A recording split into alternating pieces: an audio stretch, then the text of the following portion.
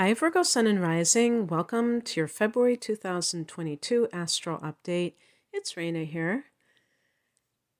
So, the new moon that is happening on the 31st of January or the 1st of February, wherever you live in the world, is happening at 12 degrees of Aquarius.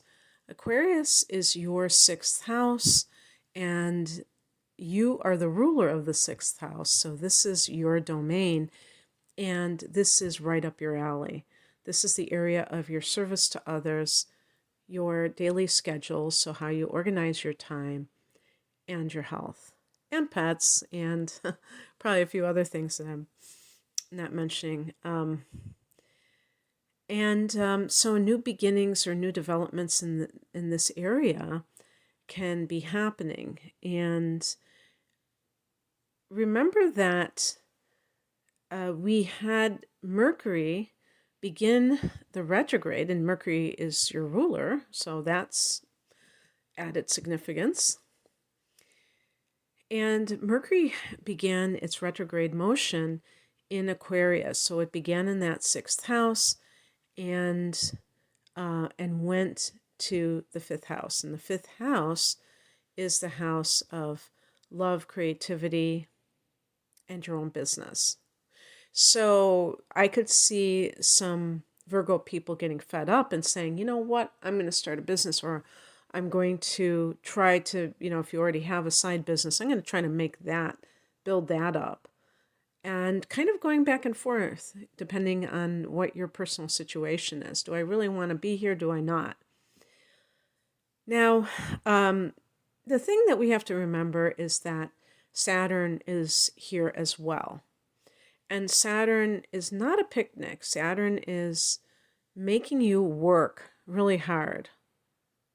Or, and this might be for something in the future that is really good. That, like Saturn is about laying down a foundation. Well, sometimes you have to put in a lot of elbow grease to get the result that you're looking for. So it's not saying, oh, that's terrible that you have to work, but just saying that, it takes that effort. And then at the same time, for some people, it may feel like you're doing the job of two people and you're getting the pay of 3/4 of a person or something like that, where it's not nearly what you are happy about. But a Virgo person will tend to suffer in silence or maybe not in silence, maybe you'll bitch about it.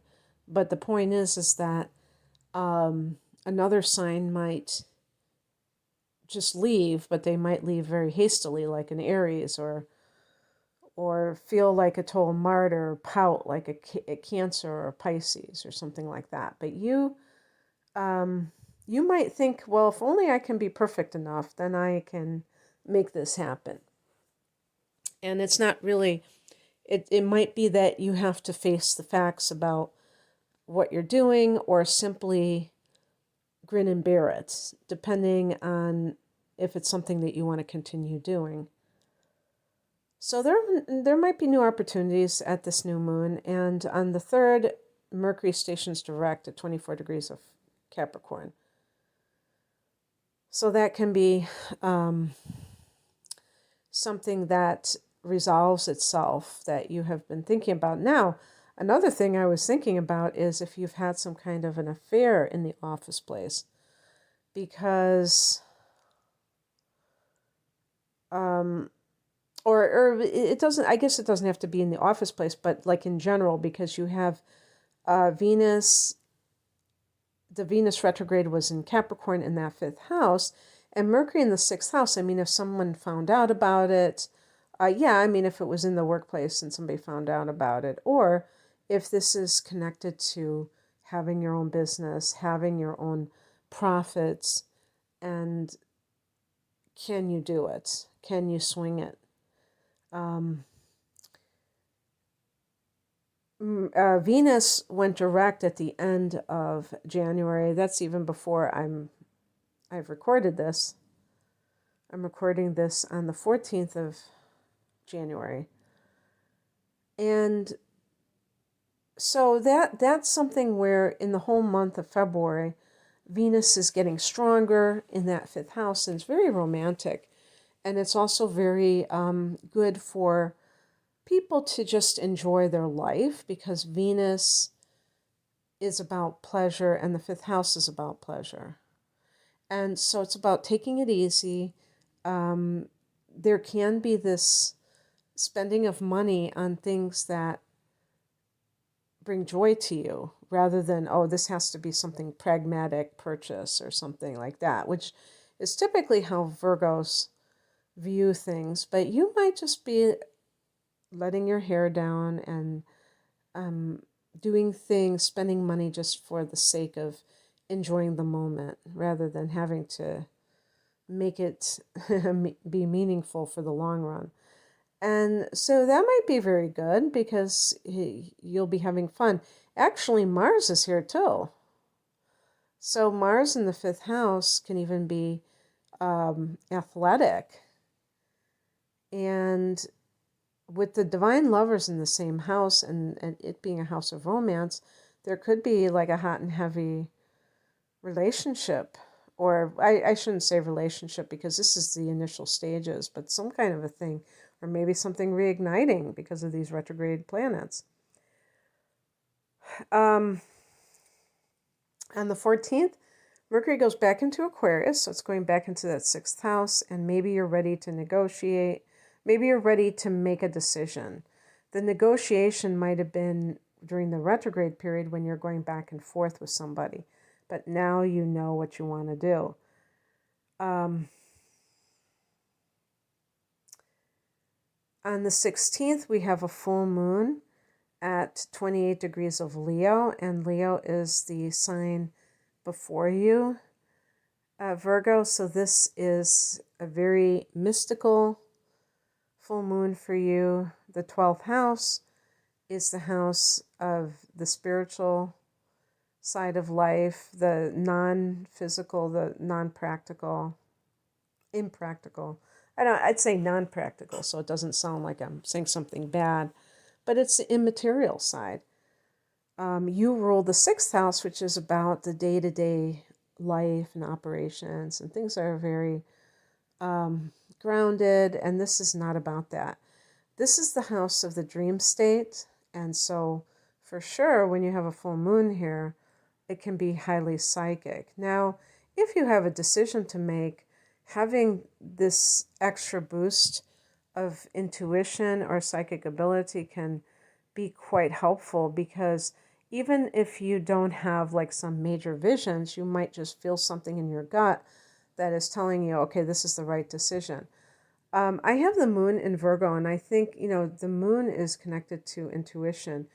But because Virgo is ruled by Mercury and is so into being analytical, I think sometimes it can lead to a person blocking their intuition because they're analyzing it and they're trying to be so real and so exact, whether it's a perfectionism or just the earthy part of the person that wants something to be substantial, that can lead to this kind of, it can lead to like a habitual rejection of spiritual insights that might be coming to you. And this may be great for you to receive some message, because it might come in the dream state, and then all you can do when you wake up, you're still kind of in that state, is to reflect on the message. It's good for dropping bad habits. You can see the kind of patterns that you have established that might be making it so that you're not really living the way that you should, that you're holding yourself back in some way. On the 18th, the sun goes into Pisces, your opposite sign, and therefore opposite house. This can bring matters of committed partnerships into question and put the spotlight on them. So with this fifth house activity, I can't help but think of somebody having an affair. And I say that I'm not in favor of deception in relationships, cheating on people at all. I'm just stating what this could be. That doesn't mean that I agree with it, but I don't want to moralize every time I bring these things up. But I get that sometimes. Oh, you shouldn't cheat, Well, no, you shouldn't cheat, but people still do. And with both Venus and Mars in the fifth house, I'm thinking of this very hot and heavy situation. But eventually you have to make a decision. You have Neptune transiting that seventh house for now like about a decade. And of course, this is the time in the reading that I say this is a general reading. So when Neptune entered your seventh house is going to differ from person to person, depending on your chart. Even people born on the same sun sign or have the same rising sign are not going to have the same charts. So, but at some point when Pisces was here, it can really throw you for a loop because there may be things that are being hidden within the relationship. And if so, something doesn't seem right, then it might not be. And you might have to admit that or accept that because there might be something else going on. And this, you're going to have a new moon here in early March. And you're going to have inner planets here. So that's not really that surprising. It happens every year. But something could be setting the stage for a decision that you have to make. And whatever that is, you have to do so coming from a realistic perspective because you might be kind of bedazzled by somebody, the person like your mate, because they have that way about themselves that they can make you, put you under a spell or something like that. And you have to be able to rise above that and not get caught up in somebody else's deception. Okay, that's what I have for you, Virgo. I hope that you enjoyed this.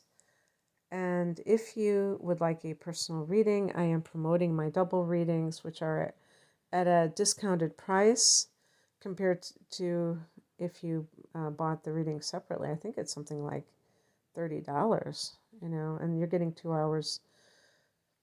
First hour, natal chart interpretation, and second hour, the transits for the next 12 months. So you can check out that. That's called a deep dive reading and my other readings at the link below. Thanks for listening. Take care. Bye.